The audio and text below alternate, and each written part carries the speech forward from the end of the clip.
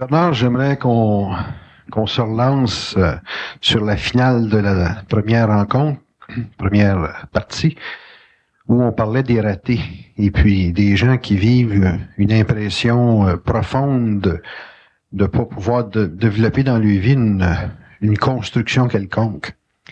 Comme la deuxième partie, c'est les grands défauts qui accompagnent les grandes qualités. Est-ce qu'un individu qui serait dans l'impression de vivre le fait d'être raté dans l'existence, est-ce que c'est un individu qui met trop l'accent sur ses défauts, puis qui voit pas ou qui est pas capable de mettre en relief ses qualités? Non. Un raté, c'est une personne qui n'a pas pris conscience par elle-même d'être en puissance. Mm-hmm. Autrement dit, c'est une personne qui est trop astralisée puis qui ne bénéficie pas suffisamment de sa propre lumière, de sa propre intelligence. Puis, il y a beaucoup de raisons. Faudrait regarder chaque individu en particulier. Pourquoi est-ce qu'une personne se sent ratée? Premièrement, il y a la culture, il y a le choc culturel, il y a des impressions qui ont été créées dans la jeunesse, puis qui ont fermé les centres, ou qui ont astralisé les centres. Mm-hmm. Un raté, c'est toujours une personne qui est astralisée. Bon, toujours. Si vous me posez une question là, pour fixer ça clair, là, un raté, c'est une personne qui est astralisée. Une personne qui va se sortir de cette impression-là, c'est une personne qui, un jour, va prendre conscience qu'elle est astralisée. Mm-hmm. Si on la regarde du point de vue là, de la psychologie réellement de l'esprit. Une personne qui, un jour, prend conscience qu'elle est astralisée, automatiquement va en arriver à se sortir de l'impression d'être un raté. Mm-hmm. L'impression d'être un raté, ça fait partie de l'expérience de l'âme, ça fait partie de la souffrance de l'ego, ça fait aussi partie des illusions de l'ego. Mm-hmm. À partir du moment où une personne commence à comprendre un peu les lois occultes du mental, qu'elle connaît les mécanismes de la pensée, qu'elle connaît la réalité de l'astral, à ce moment-là, la personne peut commencer à neutraliser le bombardement astral sur sa conscience mentale. Et éventuellement, elle en arrive à bénéficier d'un passage de plus en plus grand de lumière. Puis éventuellement, elle commence à prendre conscience que l'impression d'être raté, c'est réellement une illusion. C'est réellement une impression qui peut être effectivement très renforcée par le système, très renforcée par la culture, très renforcée par nos amis qui sont pas nos amis, des vrais amis, très renforcée par des patrons qui sont pas réellement des grands patrons, mais des petits culs de patrons, ainsi de suite, ainsi de suite. Mm-hmm. Puis, être raté, c'est un lourd fardeau de l'âme. C'est évident. Mais aucun homme n'est un raté. Bon, vous mettez beaucoup l'accent sur le fait d'être en puissance. Les gens qui ont généralement des titres quelconques, là, par des diplômes, des choses du genre, se donnent généralement de la puissance sur le titre qu'ils ont. Est-ce que on est capable de vivre sa puissance sans vivre des titres? Est-ce qu'il est possible pour l'individu d'avoir la conscience que ses qualités ou la reconnaissance ou le travail réel qu'il fait, pour exemple, juste être honnête, intègre, compétent avec ses gens, respectueux avec son environnement, est-ce que c'est suffisant pour être en puissance avec les autres? Une personne qui n'a pas de diplôme, qui n'a pas de titre en vie, qui a pas été favorisé karmiquement par une famille riche ou en moyen pour l'envoyer dans un milieu éducationnel où il pouvait aller chercher un titre quelconque. Est-ce qu'il peut être en puissance dans la vie sans développer des titres quelconques? Les titres, ça fait partie de la systématisation de l'éducation. Les titres sont purement psychosociaux, sont purement nécessaires à la formation de liens entre le système social et l'homme. Mm-hmm. Un type, ça valorise l'ego au niveau de l'intellect, mm-hmm. mais la conscience, ça ne valorise pas l'ego au niveau de l'intellect. Mm-hmm. La conscience, ça met l'ego en puissance. Il y a une différence. Autrement dit, un homme peut avoir des titres, mais ne pas être en puissance. C'est pas parce que vous avez un titre, vous avez un doctorat ou vous avez une maîtrise à l'université que vous êtes en puissance. Autrement dit, vous pouvez avoir des titres puis être des ratés. Mais vous allez être des ratés qui vont apparaître moins comme des ratés. Parce que vous avez un titre. Vous allez être psychiquement raté, vous allez avoir un titre, mais vous n'êtes pas capable d'avoir une famille comme du monde, vous n'êtes pas capable de prendre soin de votre famille, vous n'êtes pas capable d'avoir des relations avec les hommes qui sont réellement lumineuses, parce que votre conscience sociale est fondée sur un titre. Vous n'êtes pas des gens réels. Donc, automatiquement, vous ne pourrez pas amener à la société de la lumière. Vous allez amener de l'ombre, qui peut être reconnue dans la société, mais qui, pour l'homme, est totalement insuffisant. Donc, faut faire le partage des choses. Faut pas non plus tomber dans l'illusion puis dire, bon, ben, l'éducation, c'est pas important, parce que c'est très important, l'éducation. Par contre, un homme qui n'a pas été favorisé, comme vous dites, puis il y en a beaucoup de gens qui n'ont pas été favorisés, doit en arriver un jour à comprendre puis à savoir que être un raté, c'est une retenue de son énergie. Être raté, là, c'est parce que ton énergie est retenue sur les plans. À cause de quoi? À cause de ta mémoire, à cause de l'âme, à cause de ton astralité. Puis, il faut que l'homme connaisse ça, ces mécaniques-là. Une fois qu'il connaît ça, là, à ce moment-là, cette retenue d'énergie-là, elle commence à se modifier, puis puis éventuellement, l'homme commence à prendre conscience. Donc, en prenant conscience, il commence à entrer en puissance. Bon, il va commencer à voir la vie différemment, il va rencontrer des gens, il va les voir différemment, ainsi de suite. Puis, il va passer d'un niveau astral à un niveau mental, puis éventuellement, ça va sauter, ça. Il va se produire quelque chose dans sa vie, puis là, il va cesser d'être un raté. Je vais vous donner un exemple personnel. Moi, quand j'étais à l'université, quand j'ai vécu la fusion 69 aux États-Unis, puis quand j'ai vécu la fusion en 69 à l'université, ça a été tellement fort que ça m'a projeté complètement en dehors de l'université. Donc, autant j'étais, entre parenthèses, un intellectuel, autant j'aimais l'université, autant j'aimais les sciences. La fusion, ça m'a totalement projeté à un point où j'étais obligé d'aller tout de suite dans la jungle mexicaine pour pouvoir me récupérer un peu. Puis des années après, j'étais incapable de fonctionner en société. Parce que le choc était trop grand, puis je devais en arriver graduellement à tout rétablir ces énergies-là. Puis, même si je savais que je commençais à travailler en telle année, ainsi de suite, oubliez le fait de la voyance. Le choc qu'a créé la fusion, techniquement, ça l'a fait de moi un raté, dans le sens que je pouvais plus utiliser les outils que l'université me façonnait pour travailler dans le monde. Puis j'ai été comme ça pendant des années de temps. J'ai rencontré ma femme m'a aidé, et ainsi de suite. Là, vous allez dire, comme je disais tout à l'heure, bon, mais je savais que je devais travailler dans telle année. Mais pendant ce temps-là, l'ego, il en vit tout un traumatisme. Bon. Ramenez ça sur le plan de l'homme psychologique, inconscient, sur le plan psychologique, où l'ego vit des choses. C'est pas une fusion, mais c'est d'autres choses. Il vit des chocs. Il vit des chocs dans sa vie. Puis il connaît pas les lois derrière ça. Puis il vit le symptôme d'être un raté. Puis il y a personne, parce qu'il est pas capable de connaître les lois occultes par lui-même, donc il y a personne pour l'aider à se sortir de ça. Bon, mais il traîne la patte jusqu'à temps qu'il crève. Puis ça doit être cassé, puis ça se casse. Mais faut que l'homme prenne conscience que être raté, c'est entre tes deux oreilles. Fait que dans ta tête, ça va te le dire que t'es raté. Parce que l'astral va toujours diminuer l'homme d'une façon ou d'une autre. Si l'homme connaît les lois occultes, ce qui commence à être le cas maintenant, éventuellement, l'homme va se sortir de ceci, puis l'homme va passer à une puissance, puis éventuellement, ça va prendre quelques années, mais éventuellement, il va en arriver à trouver son rythme, puis se fixer.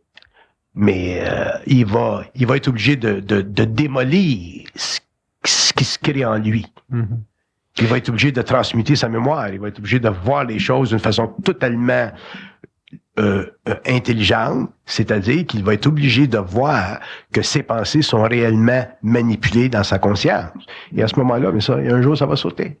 Est-ce que l'origine de l'impression d'être raté, ça vient du fait que les autres nous prennent toujours en défaut?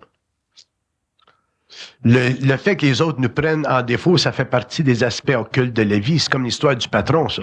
Quand un patron ou un professeur à l'école, quand il arrive, il passe à côté de toi, il voit toujours une faute. Pop. Un patron qui est moindrement un patron, il passe à côté de toi, puis il voit toujours une faute. Les gens qui sont au-dessus de nous, hiérarchiquement, nous voient toujours des fautes. Parce qu'on l'a fait, puis on dirait qu'il y a un timing. La vie est faite de même. Ouais. Il y a un timing. Ah, il arrive toujours à temps. Ouais. Tu manges un biscuit, puis il arrive, il rouvre la porte, puis il te voit manger un biscuit. Puis ça fait partie de la synchronicité, ça fait partie de l'occulte de la vie. Puis on les connaît pas, ces lois-là. Donc, automatiquement, on les subit psychologiquement. Fait que, il y a des gens qui ont été démolis. Il y a des gens qui sont pas capables d'arriver au travail à 9h le matin. Ils arrivent toujours à 9h05, 9h10, 9h15. Puis, il y a des gens qui vivent ça très fortement. Puis, il y en a qui perdent leur job. Il y en a qui... Fait que, il y a toutes sortes de choses comme ça qui font partie de ce que j'appelle les immondices astrales de la vie. C'est une game. La vie, c'est une game. Quand la vie te connaît, quand tu es en contact avec les plans, la vie, c'est plus une game, ça devient une science. Mais tant que l'homme est inconscient, la vie, c'est une game. Puis automatiquement, on est victime de la game. C'est comme quand tu vas chez Steinberg, tu viens pour ouvrir la porte, c'est marqué entrée, tu rentres où c'est marqué fermé. Tu prends toujours la mauvaise porte. Tu rentres pas direct, tu prends la mauvaise porte. Puis ça fait partie des lois de la vie. Tout ce qui doit aller mal. Ça fait encore partie des lois de la vie. Tout ce qui doit aller mal, la fameuse loi de Murphy. Donc, éventuellement, tu connais la game, puis éventuellement, tu as fait sauter la game. Fait qu'un homme qui se sent raté un jour, il faut qu'il fasse sauter, puis cette game-là se passe dans sa tête, puis c'est évident que l'inconscience, la société, les mœurs, les gens qui sont inconscients vont toujours servir à confirmer ça qu'on est un raté. Parce que ça fait partie de l'expérience de la conscience expérimentale. Alors qu'un homme qui est dans une conscience créatrice, il ne vit aucunement sous la domination de cette expérience-là. Puis éventuellement, il en sort, il s'en sort. Puis c'est pour ça qu'il rentre, il en arrive à être en puissance. C'est une grande souffrance de se sentir raté. Puis ça peut durer des années de temps. Mais l'homme qui est capable de prendre conscience des mécanismes occultes de ceci, éventuellement, être raté, ça devient un rite de passage. Un rite? Ouais, c'est un rite de passage. Vous avez deux façons de vivre l'impuissance. L'impuissance. Vous la vivez inconsciemment parce que ça fait partie de votre petit pain. Ou vous la vivez consciemment puis ça devient un rite de passage. Si ça devient un rite de passage, éventuellement, vous allez vous en sortir, dans ce sens que vous allez vous créer des outils pour en arriver à vous sentir bien dans votre peau et vous allez perdre la mémoire d'être raté. Vous allez perdre la mémoire parce que vous vous attacherez plus les mêmes valeurs à votre vie psychologique. Vous vivrez plus par rapport à au monde, vous vivrez plus par rapport à ce que les gens demandent, vous vivrez plus par rapport à ce que le système nécessite, vous vivrez par rapport à ce que vous êtes. Bon. Mais vous en montez un homme qui a souffert pendant des années d'être raté. Get up, Victor. Cet homme-là, je vais vous conter un petit peu sa vie. Okay, you can sit down. Cet homme-là, c'est un artiste de plusieurs années. C'est un homme qui a été défavorisé dans son éducation dans le sens que il y a eu une deuxième forte, quelque chose comme ça, 2 troisième forte. Puis donc l'école, ça n'a pas fait partie de son expérience. C'est un homme qui a toujours fait une recherche intérieure pendant des années puis des années puis des années. C'est un homme qui, pour compenser au fait qu'il était raté, socialement parlant, a toujours eu la force intérieure, la fierté personnelle de bien s'habiller, de bien se vêtir, de se créer au moins un personnage extérieur pour compenser par le fait que psychologiquement, il pouvait pas réellement se produire en société. Puis au cours des années, il en est arrivé à être capable de supporter le joug, la souffrance d'être raté, puis il a été capable de transmuter ça dans une sorte de conscience dernièrement où il se sent suffisamment bien avec lui-même. Donc, pour un homme comme ça, je suis obligé d'avoir beaucoup de respect parce que c'est un homme qui a beaucoup de souffert au niveau de l'ego. Mhm. Bon, ça, c'est un cas particulier qui est un cas suffisamment extrême. Puis si vous le regardez, get up again. Si vous le regardez, cet homme-là, dans le cadre, dans les valeurs de la société, ça serait un raté. Puis vous le regardez, puis il peut avoir l'aide d'un avocat, il peut avoir l'aide d'un petit médecin, il peut avoir l'aide d'un homme qui fonctionne très bien. Puis il a toujours été comme ça, hein. Puis il était comme ça dans les périodes les plus difficiles de sa vie. Il a toujours eu le courage, il a toujours eu le courage de se présenter au monde avec les petits moyens qu'il avait, de sorte que le monde ne pouvait pas voir qu'il était réellement techniquement raté. Mhm. Donc, aujourd'hui, il se sent plus comme raté. Pourquoi? Parce qu'il a su transmuter l'égrégore astral de sa conscience. Mhm. Puis il y en a combien de personnes là-dedans, dans le monde, qui sont comme ça et qui en arriveront un jour à réaliser que se sentir raté, c'est simplement l'épuisement de l'âme. C'est l'âme qui n'a pas la puissance. Elle est épuisée par les conditions extérieures à sa conscience. Mm-hmm. Mais une fois que l'homme va connaître les lois occultes de l'âme, les lois occultes de l'esprit, puis les lois occultes du mental, puis les lois occultes de la pensée, que l'homme va réellement avoir une science intégrale de tout ce qui se passe entre ses deux oreilles. Une science qui dépasse de beaucoup les conventions puis l'éclectisme ésotérique ou occulte de l'évolution, l'homme va devenir réellement un être de lumière, un être en puissance, et à quelque niveau que ce soit qu'il se situe en société, il va toujours être bien dans sa peau. À ce moment-là, être raté, ça n'existe plus pour lui. Est-ce que c'est vrai, Bernard, qu'une personne, disons, qui est exposée à un bombardement quasi continu d'obstacles, de limitations, de restrictions, peut en arriver, s'il ne change pas sa perception des tests qu'il a, peut en arriver à vouloir comme se détruire, puis aborder la vie dans un processus d'autodestruction? Oui, parce que ça, c'est intéressant, cette question-là. Je vais vous dire une chose. La vie sur la Terre, elle est totalement programmée pour la faillite.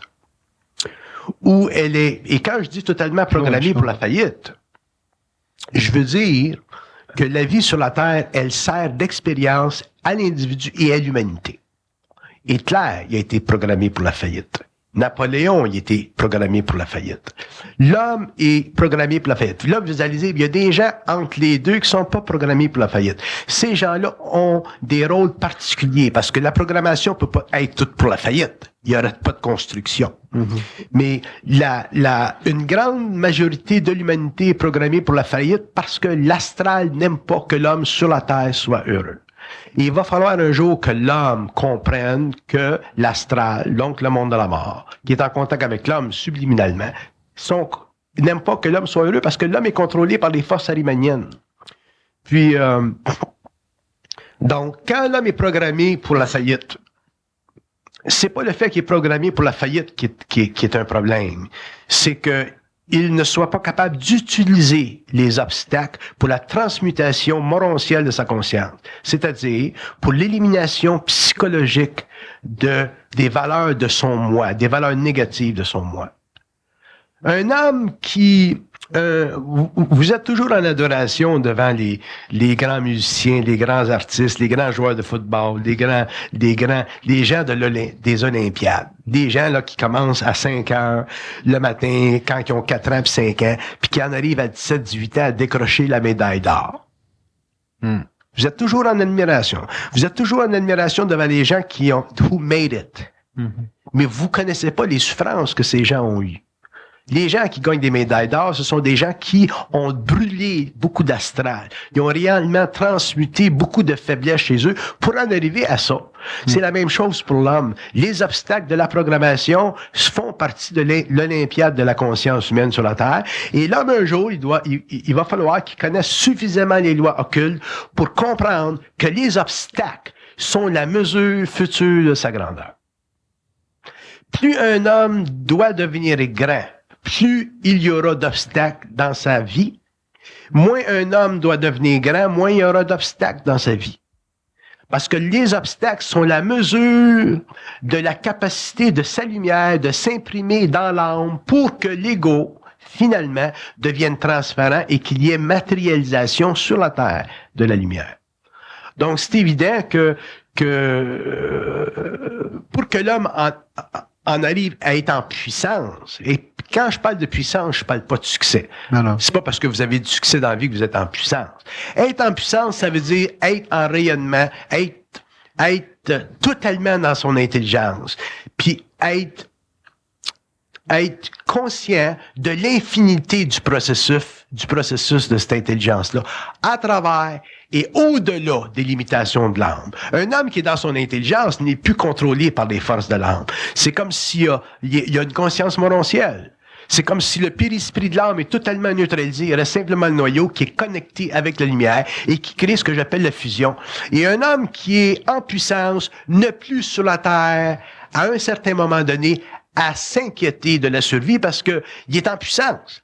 Ce qui veut dire que, quelles que soient les conditions qui se produisent, il y aura toujours la force intérieure, le feu, pour les transmuter, pour les briser, puis finalement se projeter à des hauteurs qu'il ne pourrait pas atteindre s'il n'y avait pas ces obstacles-là. Donc, les obstacles dans la vie, qui font partie de la programmation de l'âme, doivent être un jour utilisés par l'homme. Et c'est ça que l'homme ne fait pas.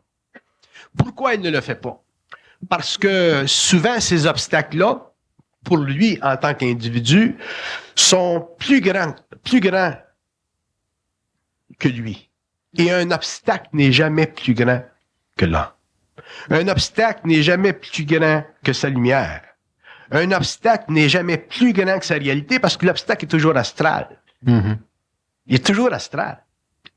Donc, c'est strictement une perception. C'est strictement une perception qui fait partie de notre éducation, qui fait partie de notre conditionnement.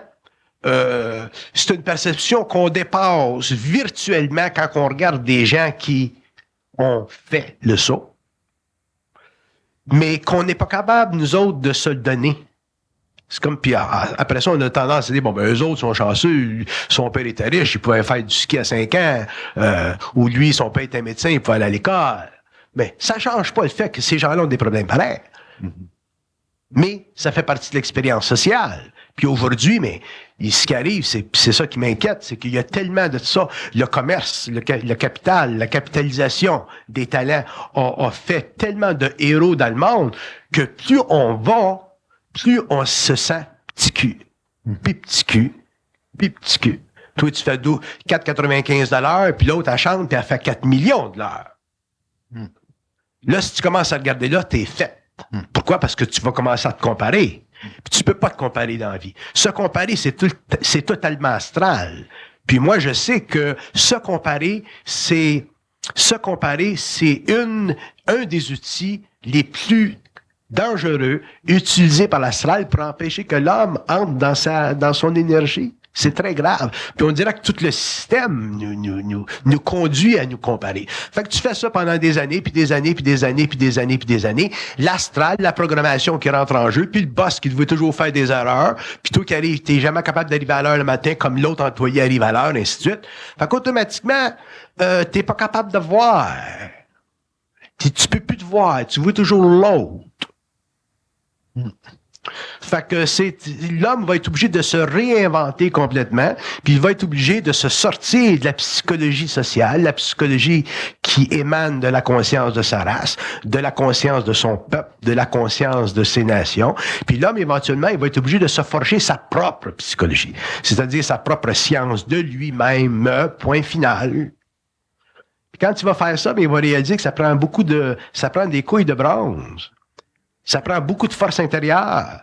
Ça prend une science. On commence à l'avoir, cette science-là. Ça demande une diminution graduelle de la spiritualité évolutive qui a tendance à faire de nous des petits hommes, de faire de nous des hommes qui sommes au service soit au service des églises, des religions ou des dieux.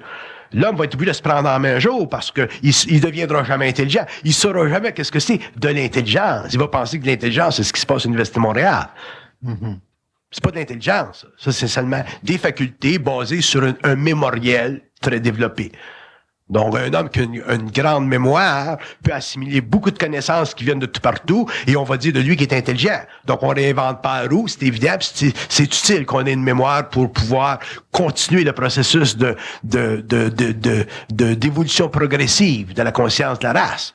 Mais le phénomène de l'intelligence, c'est totalement occulte, c'est ultimement morontiel, et ça nécessitera que l'homme, éventuellement, en arrive à comprendre que seul lui peut être maître de lui-même. Fait que tant que l'homme va laisser le monde ou les conditions extérieures devenir maître de lui, s'imprimer sur lui, l'affecter, l'influencer, le manipuler, automatiquement, ces forces-là vont faire de lui un petit homme et il ne pourra jamais être en puissance. Et quand tu vas regarder ce qui se passe dans la société, pour des raisons de capital, pour des raisons de conversion riemannienne de toute l'énergie, mais l'homme va voir des héros, puis on va devenir des hero worshippers. Puis c'est ce qui se produit maintenant.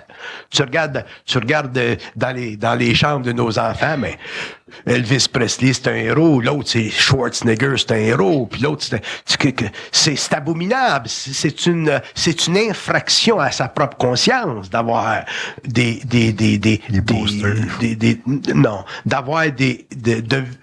d'avoir un besoin de se reconnaître des héros. Là, vous allez dire, bon, vous allez interpréter ça psychologiquement, vous allez dire, bon, peut-être que ça encourage les jeunes à aller plus loin. T'sais, c'est pas Schwarzenegger ou James Bond qui va engager un jeune à aller plus loin. Le jeune, il doit aller plus loin par lui-même. C'est ça. T'sais, tu compares à te comparer à James Bond, t'es fait à l'os, tu sais. Tu pourras jamais tirer de même. Tu pourras faire jamais l'amour comme lui, tu sais. Fait que y a rien à faire avec la conscience des héros. Je veux faire une conférence un jour sur ça. Pendant l'évolution, nos héros, c'était les saints. Jean-Baptiste, je ne sais pas, moi, on avait des héros. Le Christ est un héros. La Sainte Vierge est un héros. Pendant que les autres, c'était des héros, nous, on est devenus des héros. Bon. Ben là, c'est changé parce qu'on est dans une ère plus matérielle. Bon, mais là, c'est plus le Christ, puis c'est pas la Sainte Vierge qui est un héros. Peut-être que le Christ est un extraterrestre pour du monde, puis la Sainte Vierge, c'est sa copine.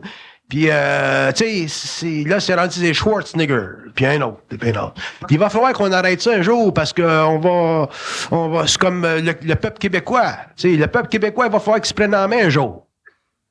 Ça, c'est les Américains qui vont être des héros. Ça va être les Japonais qui vont être des héros. T'sais, si vous voulez avoir des héros, au moins créez-vous-en, mais au Québec, prenez les gens de la Beauce, les entrepreneurs de la Beauce qui sont des héros. Prenez Bombardier qui est un héros. Ces gens-là. Au moins, prenez des gens chez vous qui sont des héros. Mm-hmm. Mais il va falloir que l'homme, éventuellement, se secoue, puis qu'il prenne conscience que la personne la plus importante dans le monde, c'est lui. Vous pouvez pas vivre par rapport à ce moment-là, vous allez commencer à rentrer en puissance. Sinon, vous ne serez jamais en puissance. Mm-hmm. Moi, je rencontre bien du monde de ma vie, puis de l'Est, de l'Ouest, des mystiques, des non-mystiques, des mastiques, des moines, des pas moines, des maîtres, puis sans parler de ce que je rencontre, c'est plein. Puis laissez-moi vous dire une chose. Il y a personne, dans mon expérience, dans ma vie, dans mon expression de vie, qui, pour moi, peut être un héros. Ça n'existe pas pour moi, héros. Je veux bien rencontrer des gens sur différents plans qui sont intelligents. Je veux bien rencontrer des intelligents. Je veux bien rencontrer des êtres de lumière. Mais arrivez-moi pas avec du héros. Parce qu'à ce moment-là, vous allez contre les lois de la fusion. Vous allez contre les lois d'intégration. Vous allez contre les lois de la solidarisation. Vous allez contre les lois cosmiques de l'homme qui demandent qu'éventuellement, un jour, la fusion se fasse. C'est-à-dire que la lumière, l'âme et l'ego se fondent. Et que l'homme devienne réellement un être créateur. Une fois que l'homme est créateur, il peut s'ajuster avec toutes sortes d'hommes créateurs.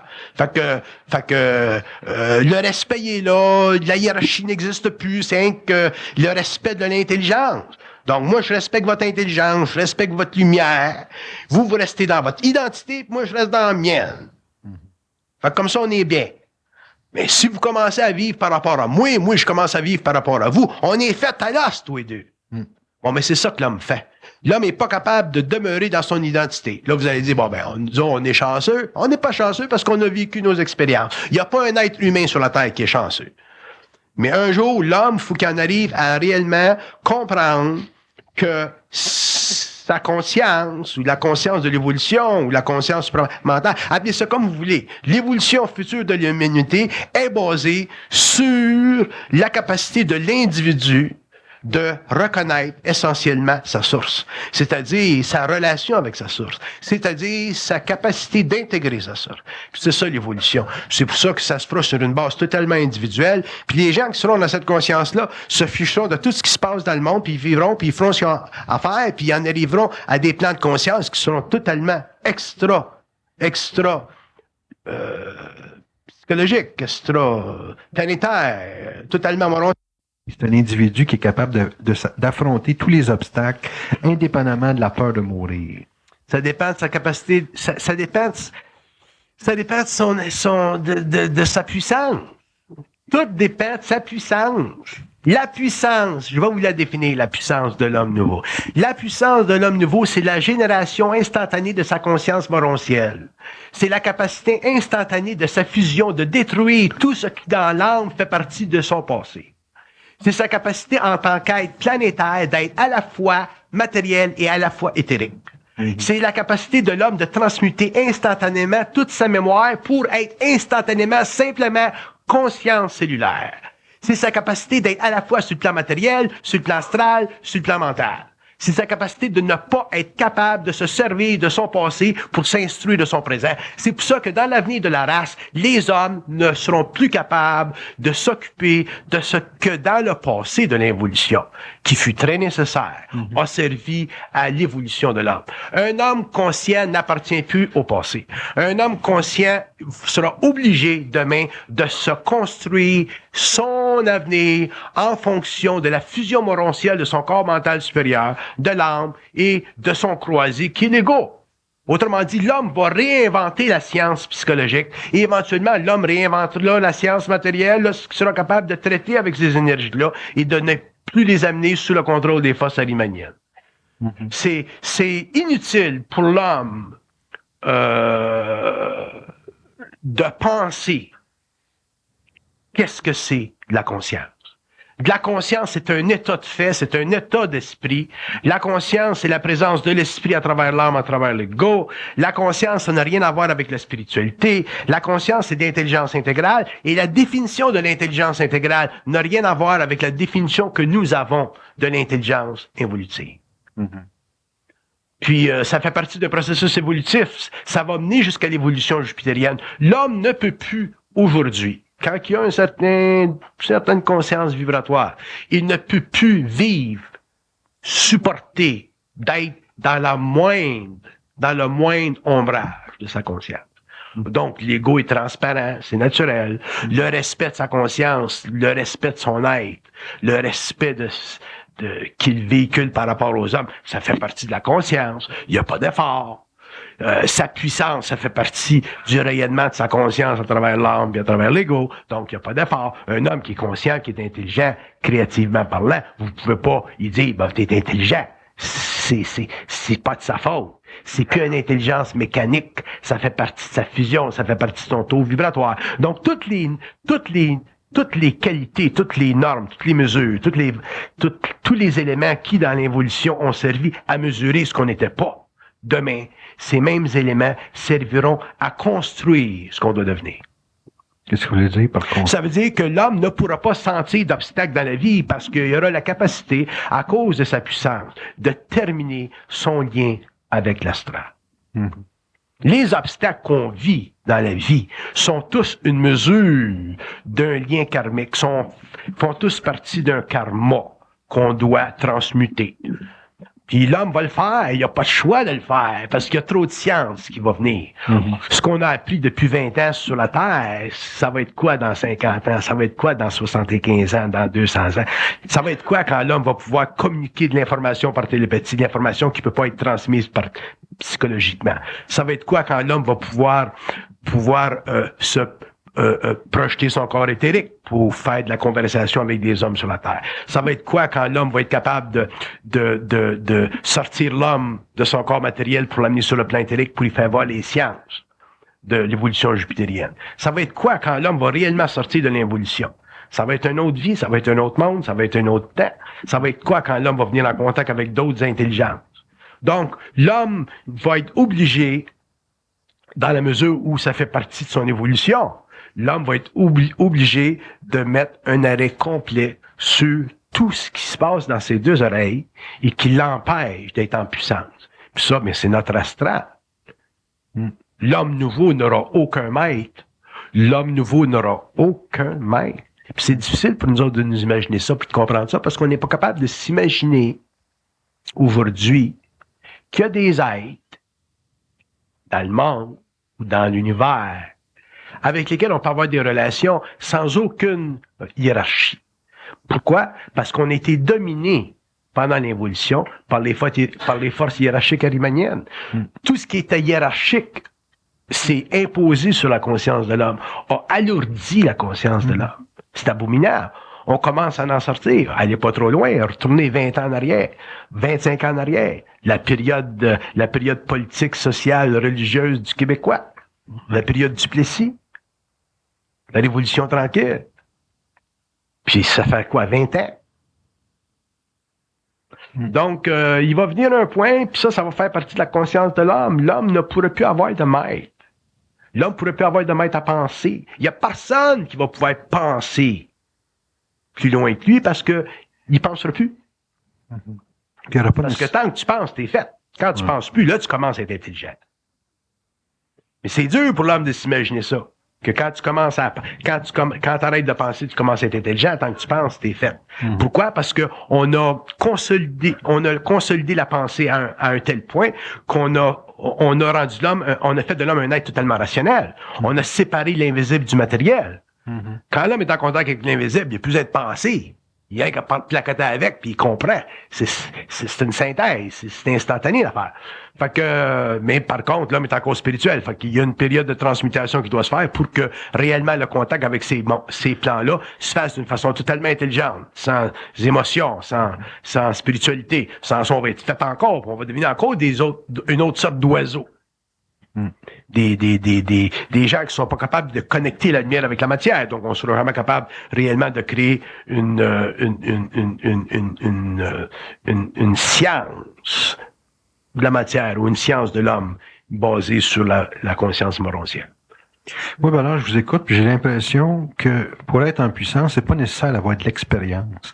On dirait que l'expérience, c'est une mémoire qui bloque même la possibilité d'avoir... Pour être en puissance, il faut être capable de détruire les reliquats de l'expérience. Qu'est-ce que vous entendez par reliquat? Les reliquats de l'expérience, c'est votre mémoire. Votre mémoire qui vous fait agir d'une certaine façon. Votre mémoire qui vous fait toujours fonctionner par rapport à votre personnalité. Votre mémoire qui automatiquement fait de vous des êtres prédictibles, des êtres qui n'ont aucune flexibilité psychique. On dirait qu'on est sur deux rails. Ce que vous appelez des défauts, là. Oui. Puis des qualités. Des défauts et des qualités, c'est polarisé. Ça vaut rien des qualités, puis ça vaut rien des défauts. Faut que l'homme soit intelligent, point final. Un homme qui est intelligent, il n'y a pas de défauts, puis il n'y a pas de qualité. Disons, on a des défauts, on a des qualités, on est coupé en deux. Fait que, on est programmé avec des défauts, puis on est programmé avec des qualités. Fait qu'on est fait à l'os. On se mesure là-dessus. Bon, fait que si t'es programmé pour avoir des qualités comme t'es fin, puis t'es bon, puis t'es gentil, ben à ce moment-là, il y a quelqu'un qui va te requiner. Il va te manger tout rond. Si t'es programmé pour pas être fin, pour pas être ci, pour être ça, mais le monde va rien faire avec toi parce que c'est pas du monde. Fait que t'es fait à l'os. Fait que d'une façon ou d'une autre, t'es fait à l'os. Puis il va falloir un jour où l'homme sorte de cette polarité des défauts et des qualités. Puis les défauts et des qualités, c'est qu'une mémoire de la mort à travers l'expérience de l'ego sur la Terre. C'est abominable d'avoir des qualités. C'est abominable d'avoir des défauts. Pourquoi? Parce que c'est fixe. C'est polarisé, c'est pas réel. Avez-vous déjà vu ça, une bonne personne qui se retourne pas de bord, qui devient pas bonne? Oui. En avez-vous déjà vu du monde là, qui sont bons, là, tu sais, ça parle du bon Dieu, là. Puis un jour, when the chips come down, t'es réellement dans la merde, t'as besoin d'un break, tu vas y voir, puis ils sont pas là. Ils sont pas là. Pourquoi? Parce qu'ils n'ont pas de permanence. Ils sont pas réels. Je vous mis sur la spiritualité. J'ai peur Est-ce que ça veut dire que vous aimez le matérialisme? Non! Non, non, non, non, non. Il y a un beau char, c'est un beau char. Ouais. C'est beau char. D'autant qu'il coûte pas trop cher. Hein. Tant qu'il coûte pas trop cher. Ouais, dans le sens large du terme. L'évolution, Bernard, d'une personne dans sa... La raison pour laquelle je dis que je vomis sa spiritualité, parce que j'ai plus de respect. J'ai plus de respect. J'ai plus de respect pour l'homme inconscient, grossier, matériel, que l'homme qui a vu un petit peu de l'autre bord, puis qui se prend pour un homme. Mm-hmm. C'est ça que je veux dire. J'ai bien plus de respect pour un bon forgeron qui travaille, puis qui connaît pas ça, les sciences spirituelles, puis les sciences occultes, puis toutes ces bébelles-là, puis qui fait de son mieux avec ce qu'il a, ou un bonhomme de compagnie qui fait son mieux avec ce qu'il a, que les gens là, qui ont commencé à tremper un petit peu là, dans les sciences marginales, ils ont commencé à évoluer un petit peu, là, puis qui se prennent pour des prophètes, puis qui se prennent pour des ci, puis qui se prennent pour des ça, parce que il y a un orgueil là-dedans. Puis l'orgueil spirituel, c'est beaucoup plus vicieux que l'orgueil matériel. Un bon intellectuel de l'Université Montréal qui a travaillé pendant des années de temps pour devenir médecin, pour aller chercher un doctorat, il est fier d'avoir un doctorat. C'est rien que ça qui vaut. Il a une conscience matérialiste. No problem. Il te coupe, il t'opère, il te donne des pilules. Il fait selon lui, de son mieux. Mais nous autres, là, quand on commence à cause de notre sensibilité, puis on est peut-être un petit peu plus évolué spirituellement, puis psychiquement, puis on commence là à rentrer dans d'autres domaines, là, puis tout d'un coup, là, on se retourne contre tout ce qui est matériel. Là. Mm-hmm. C'est là qu'on perd nos moyens. Mm-hmm. Puis après ça, on commence à flotter, là. On commence à perdre notre ground, puis on s'intéresse plus à notre famille comme avant, là. Puis là, on va aller à le plan astral, là, puis on veut faire de la télépathie, là, puis à ce moment-là, on regarde ce qui s'est passé pendant l'évolution, là, la science, la médecine, même les religions, puis on n'est plus capable de les voir dans leur fonction réelle, parce qu'on n'a pas de conscience de leur importance évolutive.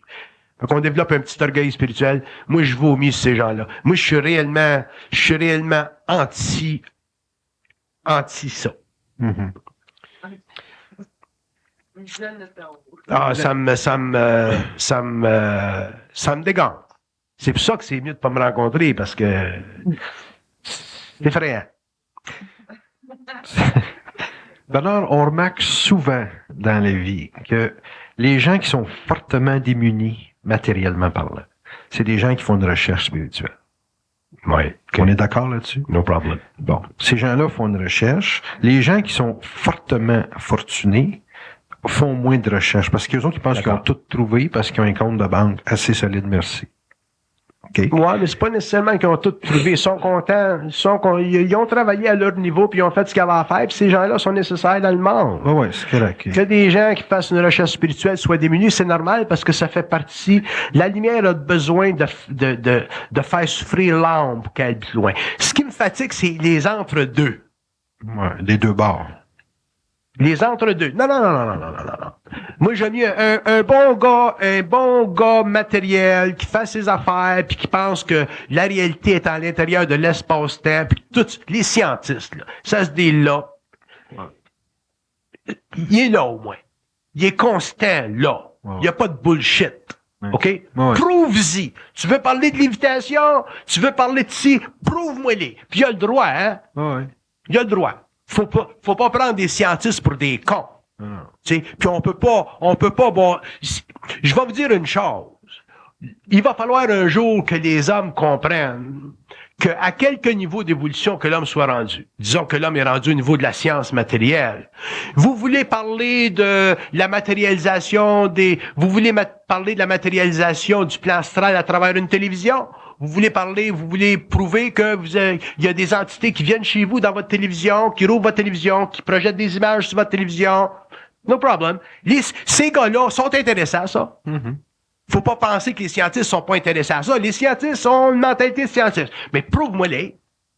Puis l'homme doit demander éventuellement une preuve. Et un jour, les hommes qui travailleront avec les forces universelles seront obligés, de par leur propre expérience, d'en arriver à forcer les forces universelles, puis je parle des forces de lumière, à descendre cette énergie-là ici et la faire la preuve.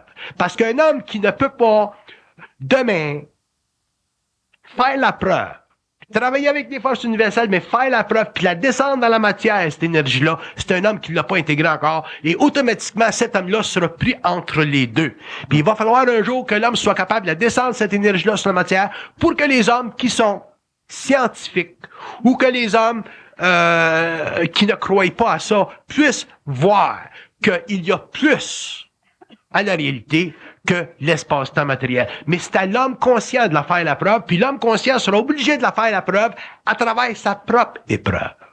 Parce que les forces cosmiques vont pas donner à l'homme le pouvoir sur la Terre tant qu'il n'aura pas totalement transmuté ses corps, parce que ces forces-là ne sont pas intéressées à ce qu'on recrée sur la Terre le cycle atlantéen et le cycle arimanien. Ça, c'est définitif. Fait que la preuve, elle va prendre son temps avant de venir. Il y a des hommes qui vont la faire venir, mais les hommes vont la faire venir. La preuve ne viendra pas à la Terre à travers les forces de la lumière. Ça, vous allez être obligé de le comprendre un jour. L'homme va être forcé de le comprendre un jour. Puis, il n'y a rien à faire contre ça. L'homme, puis c'est pour ça que je parle de l'homme en puissance. L'homme en arrivera un jour à être en puissance, il fera la preuve parce qu'il sera capable de mettre les forces cosmiques au mur. Mettre les forces cosmiques au mur, ça nécessite une totale déspiritualisation de son plan mental. Ça veut dire une totale brisure avec le passé de l'humanité, qui est un passé involutif, incarnationnel, atlandéen, et qui fait partie de la 5e race racine. Donc, quand l'homme va rentrer dans sa conscience intégrale, sa conscience morontielle, dans le secret de sa fusion, l'homme va savoir des choses que les forces sont willing qu'ils sachent, seulement dans la mesure où il est capable de leur arracher le secret. Fait que quand vous parlez de spiritualité, puis que vous parlez d'évolution spirituelle, que vous parlez de chemin spirituel, tous les chemins mènent à Rome, oui, tous les chemins mènent à Rome, mais vous allez comprendre que rendu en homme, à Rome, il y en a un autre. Puis ce chemin-là, qui est le vôtre, qui est celui de l'homme, dans sa propre fusion, c'est seulement lui qui le connaît, c'est seulement lui qui va le vivre. Puis éventuellement, l'homme en arrivera finalement à confronter les forces de la lumière, puis il faut qu'il soit confronté ces forces un jour. Parce que l'homme a été dominé pendant l'évolution. Quand le Christ disait sur la terre, mon Père et moi, nous sommes un. Demain, dans la prochaine évolution, après le signe du poisson, quand l'homme va rentrer dans l'âge du Verseau, l'homme pourra dire, mon Père et moi, nous sommes un. Mais il sera plus capable de dire qu'il habite dans la maison de son Père. Autrement dit, il ne pourra pas dire qu'il agit sous la volonté de son Père. Parce que la fusion va faire en sorte un jour que l'homme soit obligé de descendre la verticalité de sa relation pour établir une horizontalité de relation. Et tant que l'homme ne pourra pas faire ça, l'homme demeurera un être spirituel, il demeurera probablement un atlandéen. Mais il ne sera pas une conscience morontielle, il n'aura pas commencé son cycle jupitérien sur la Terre, et il ne pourra pas venir en relation directe, éthérique, télépathique avec les forces qui sont locales dans l'univers, sur la Lune, Mars, Jupiter, Vénus, la Terre et d'autres systèmes dans la galaxie. Ce qui est écrit dans les livres aujourd'hui sur la Terre, ce que les initiés, les grands initiés ont écrit sur la Terre, ça fait simplement partie d'un aspect virtuel de la conscience cosmique. Et cet aspect virtuel-là contient des conditions tellement abominables que les hommes qui entreront dans le secret de la fusion ne pourront plus demain parler aux hommes de la Terre. Ils ne pourront plus. Parce que ce que ces hommes-là sauront, ça fera partie de la gestion d'une nouvelle librairie universelle. Les records akashiques seront totalement fragmentés. Les morts seront obligés de renaître sur la Terre, se réincarner ou aller sur d'autres planètes. Et éventuellement, il y aura totalement une épuration de la population sur la Terre. Parce que, éventuellement, les âmes ne pourront plus reconnaître dans le corps humain une valeur karmique d'incarnation. Okay. Donc, le temps où les hommes ont appris des hommes, le temps où les hommes ont étudié la science cosmique, le temps où les hommes ont pensé la science cosmique, c'est révolu demain. Parce que la seule chose qui va permettre à l'homme de réellement intégrer, descendre l'énergie sur le plan matériel, rentrer dans une conscience morontielle, puis finalement atteindre son niveau de conscience aînée et le droit qu'il a à parfaitement savoir, parfaitement manipuler les énergies, parfaitement s'introduire dans des temps parallèles. Ce droit-là, il fait partie de la conversion de l'énergie et il ne fait pas partie des droits hiérarchiques des forces arimaniennes, lucifériennes ou cosmiques sur la Terre. Autrement dit, ce que nous, les hommes, nous avons appris pendant l'évolution, nous l'avons appris parce que nous avons été protégés par le fait que nous étions des êtres pensants, réflectifs. À partir du moment où un homme réfléchi et fait, il ne peut pas savoir rien. Il peut avoir des connaissances. Il peut réfléchir de connaissances. Mais un homme qui est dans le savoir, autrement dit, un homme qui est dans une fusion de conscience, n'est plus intéressé à de la connaissance. Son rôle en tant qu'être morontiel, son rôle en tant qu'être fusionné, son rôle en tant qu'homme nouveau, son rôle en tant que nouvelle génération humaine planétaire, non expérimentale, totalement créative, et celui de détruire la mémoire de l'humanité. C'est quoi la mémoire de l'humanité? C'est tout ce que nous pensons. C'est quoi la mémoire de l'humanité? C'est toutes les façons dont nous pensons. Il va falloir un jour que l'homme soit capable de détruire la façon qu'il pense pour en arriver à cesser d'être un être pensant, d'être un être réflectif et de devenir un être totalement télépathe.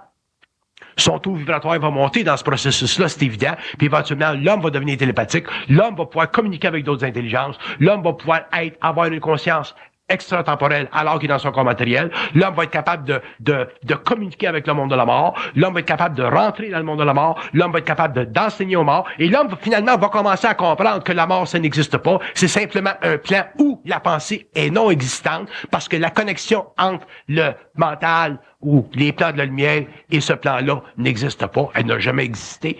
Un mort, c'est simplement du mémoriel. Donc, à ce moment-là, quand l'homme va avoir détruit, finalement, dans sa conscience, les reliques mémorielles de sa conscience involutive, il va immortaliser sa conscience, il va passer à la conscience morontielle, donc il va pouvoir aller sur le plan intellect, il ira jamais dans le plan astral, et l'homme, à ce moment-là, sera ce qu'il était fait pour devenir, c'est-à-dire un être de lumière, qui peut accéder au plan matériel, au plan éthérique, au plan astral, au plan mental, au niveau de son évolution jupitérienne. Quand l'homme sortira du système planétaire, quand l'homme commencera à rentrer dans les axes morontiels des nouveaux venus de l'Empire des sages, l'homme ne pourra plus à ce moment-là utiliser son corps matériel, l'homme n'appartiendra plus à la Terre. La Terre, ça sera simplement un vieux souvenir, et dans ces mondes-là, la Terre sera reconnue comme ayant été le point dans l'évolution de l'humanité où l'homme est passé de l'intelligence enfantine à l'intelligence réellement mûre, où la totale composition de son être est faite de lumière, le rayon cosmique, totalement en puissance, parce que le rayon cosmique, quand il vibre, fait naître l'homme dans une conscience d'un feu, c'est-à-dire dans une perpétuelle, instantanée capacité de détruire la forme. Tant que l'homme ne sera pas capable de détruire la forme, il n'y aura aucune idée qu'est-ce que c'est de la puissance. Tant que l'homme ne sera pas capable de détruire la forme, il ne sera jamais dans le pouvoir de la connaissance. Donc, il n'y aura jamais d'ascendance sur les hiérarchies.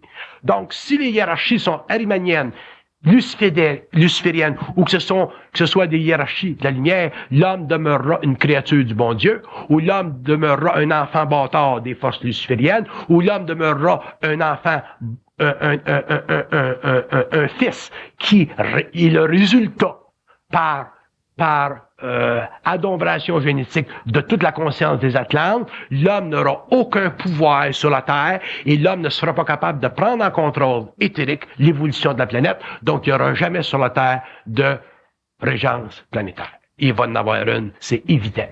Parce qu'il va venir à un point où le taux vibratoire de l'homme va monter tellement qu'il va venir à un point, dans le temps de l'évolution, où des hommes sur la Terre, par simple projection éthérique, seront capables de dominer l'humanité et donner à l'humanité une nouvelle voie d'évolution au niveau science, au niveau politique. Puis quand on sera rendu à ce point-là, on ne parlera plus des Atlantes, on ne parlera plus des religions, on ne parlera plus de l'évolution, on ne parlera plus de la mémoire de la race, et on commencera à prendre conscience qu'il existe dans l'univers des intelligences qui attendent de venir en conscience avec la Terre, mais qui ne peuvent pas venir en conscience avec la Terre parce que l'homme n'est pas suffisamment conscient de lui-même.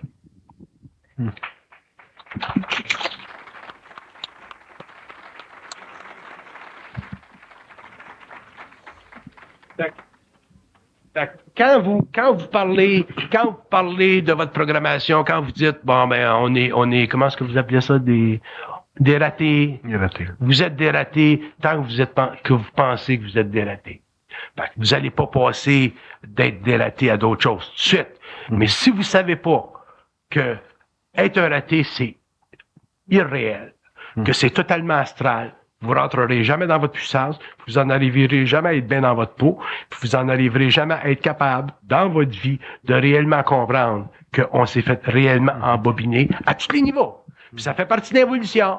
Je lisais un livre dernièrement sur la montée puis la déchéance de la race de la famille des Medici en Italie. C'est abominable. C'est abominable ce que l'homme a vécu pendant l'évolution. Là, on commence un petit peu, à cause de la télévision, l'information, la radio, tout ça, on commence à recevoir de l'information qui est encore basse en vibration. Donc, l'homme commence un petit peu à voir plus clair, On peut plus avoir des phénomènes hitlériens comme on a eu en 39 parce que la télévision, ça permet plus ça, ainsi de suite. Fait qu'il va venir un temps où l'homme va réellement prendre conscience que pendant l'évolution, il a été réellement assujetti à des grandes forces arimaniennes et que dans l'évolution, il va être obligé de se prendre totalement sous contrôle. Puis quelle place que tu te prends en contrôle? Ou, dans ton expérience, tu te prends en contrôle? Quand tu commences à réaliser que tu es intelligent, même si tu es un raté. Si tu sais pas, si tu n'es pas capable de réaliser qu'il y a de l'intelligence en toi parce que tu es temporairement raté, là, tu es fait.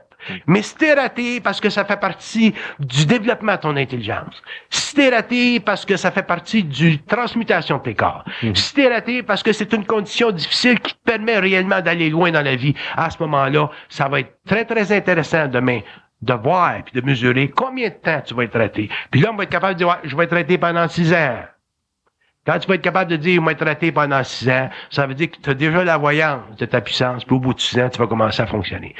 Mais ça n'existe pas un être raté. Les hommes ont toute la lumière, les hommes ont toute l'intelligence, mais ils se laissent astralement imprimer des pensées qui font d'eux des êtres qui continuent à être ratés. Okay. Donc, Bernard, le combat de l'individu pour être en puissance, c'est dans sa pensée. Le combat est dans sa pensée et dans son mental, puis c'est ce combat-là qui va l'amener en puissance. Vous pouvez pas être en puissance sans lutte. Okay. Moi, je sais ce que j'ai vécu avec les forces pour en arriver à casser les phares. Je le fais avec eux autres, je le fais en conférence avec vous autres, je le fais dans la communication avec eux autres. Il n'y a rien que les forces de la lumière vont me dire que je vais pas casser si ça fait pas mon affaire. Vous allez dire, bon, mais qu'est-ce que c'est votre mesure que ça fait votre affaire? C'est quoi l'affaire? C'est quand l'homme devient plus important qu'eux autres. Quand l'homme deviendra plus important que les forces dans l'invisible, l'homme aura compris que les forces sont prépersonnelles. Quand l'homme sera moins important que les forces dans l'invisible, l'homme aura vécu ou sera obligé de se fier au fait qu'il y a une hiérarchie au-dessus de lui. Puis quand vous serez en communication avec des forces de la lumière, avec des circuits universels, vous parlerez à vos doubles, puis que vous réellement les confronterez à cette réalité-là, vous verrez qu'ils vous diront, c'est comme ça que l'homme doit être. Parce qu'ils ne sont pas intéressés à travailler avec des esclaves, sont intéressés à travailler avec des êtres qui ont réellement compris le mensonge cosmique. Puis le mensonge cosmique, c'est toute la domination hiérarchique de l'évolution, à partir des Lumériens, des Atlantes jusqu'à aujourd'hui. Puis ça fait partie de l'évolution. Puis dans l'évolution, c'est un autre pain de manche, parce que dans l'évolution, l'ego devait être fait. L'ego, il était fait. Ça appelait les forces lucifériennes et arimaniennes pour faire l'ego, il était fait. Dans l'évolution, l'ego va devenir transparent, mais il va demeurer. Il va pas disparaître, il va demeurer. Mais il sera simplement un aspect virtuel d'une conscience moroncielle. Un homme qui est conscient garde son ego, mais son ego est transparent. Puis il est obligé de garder son ego. Parce qu'un homme qui travaille avec des forces cosmiques occultes, réellement lumineuse, s'il n'y a pas d'ego, il est fait, il devient un être spirituel. Fait que l'homme conscient gardera son ego. Il sera transparent, son ego. Fait que En tout cas, il y a bien des affaires à dire, c'est évident, mais le point que je veux faire, c'est pas important que le monde sache ce que je fais sur le plan matériel, c'est quoi mon rôle, c'est pas important.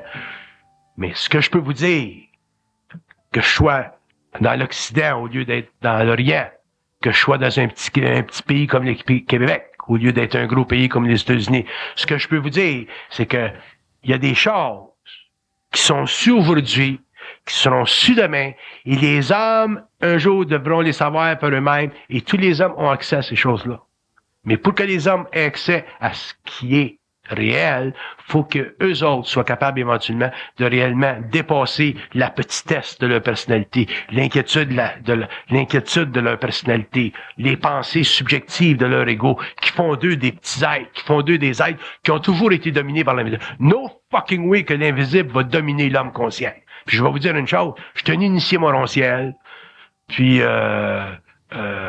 c'est fini. C'est fini pour les forces invisibles de jouer avec l'homme. C'est fini. Puis ils savent. Que ça soit pas su sur la terre, c'est pas grave. Mais qu'eux autres le savent, c'est important. Puis ils savent. Laissez-moi vous dire que je suis bien